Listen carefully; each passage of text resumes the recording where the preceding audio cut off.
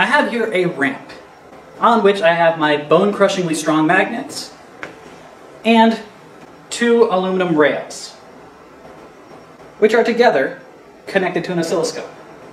When I put a metal rod across the 2 rails, I've effectively created a loop of wire, which has magnetic flux in it. There are 2 observable phenomena we're about to see as a result of Faraday's and Lenz's law. As the rod rolls in between the magnets, the magnetic flux of the wire loop is going to change. Faraday's law says this will create a voltage, which we'll be able to read on the oscilloscope. Coupled with Lenz's law, this voltage is going to create a current that's going to oppose that change in magnetic flux. What that means is the metal rod will slow down once it enters the magnetic field. I'll start with a non-magnetic steel rod.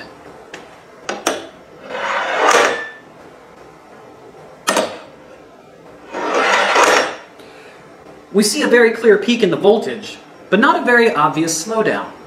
What if instead I use aluminum?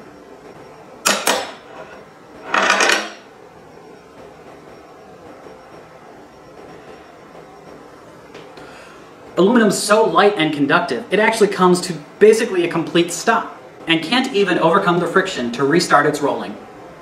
We can angle up the ramp to increase the force of gravity, and maybe get it to finish rolling down.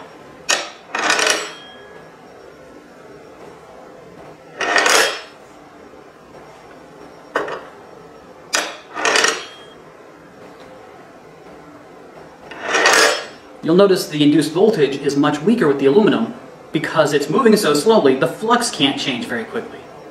Here I added a handle to the aluminum, so I can push it back and forth through the magnetic field, and we'll see how that affects it.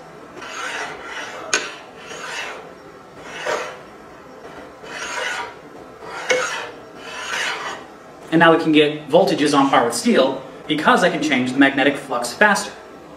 In this case, the difference in conductivity between aluminum and steel doesn't affect the voltage I get, because the changing magnetic flux is what induces the voltage, and that doesn't have to do with the conductivity of either metal.